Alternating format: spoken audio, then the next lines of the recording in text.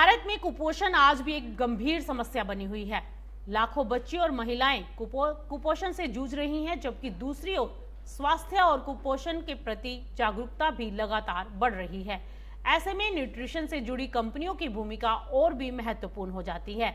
Hexagon nutrition limited नाम की एक कंपनी पिछले कई सालों से इसी क्षेत्र में काम कर रही है और ये company micro nutrients, premix, clinical nutrition और थेराप्यूटिक प्रोडक्ट है, जो न सिर्फ भारत में 72 से ज्यादा देशों में इस्तेमाल किए जाते हैं। अब ये कंपनी जून 2026 में शेयर में लिस्ट होने जा रही है।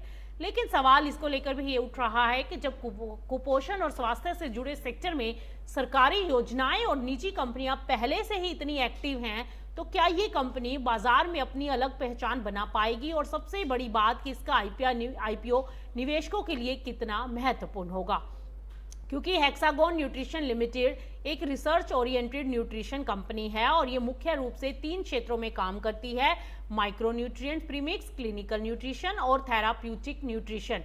कंपनी ऐसे प्रोडक्ट्स बनाती है जो कुपोषण को कम करने, अस्पतालों में मरीजों के पोषण को बेहतर बनाने और विशेष स्वास्थ्य जरूरतों को पूरा करने में मदद करते हैं।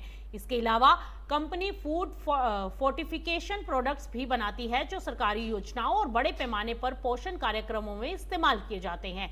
कंपनी का बिजनेस मॉडल मुख्य रूप से B2B है, यानी ये सीधे आम उपभोक्ताओं को नहीं बल्कि सरकार, एनजीओज, अस्पतालों और FMCG कंपनियों को प्रोडक्ट सप्लाई करती है। हेक्सागोन न्यूट्रिशन ने पिछले कुछ सालों में स्टेबल और पॉजिटिव ग्रोथ दिखाई है। कंपनी का रिवेन्यू लगातार बढ़ रहा है और कुछ एक्सपोर्ट से भी अच्छी कमाई हो रही है। क्योंकि कंपनी का बिजनेस स्वास्थ्य और पोषण से जुड़ा है, इसीलिए इसकी डिमांड अपेक्षाकृत स्टेबल बनी रहती है। हालांकि न्यूट्रिशन सेक्टर में मार्जिन पर दबाव रहता है, लेकिन कंपनी ने अपनी रिसर्च और प्रोडक्ट क्वालिटी के जरिए अपनी स्थिति मजबूत की है।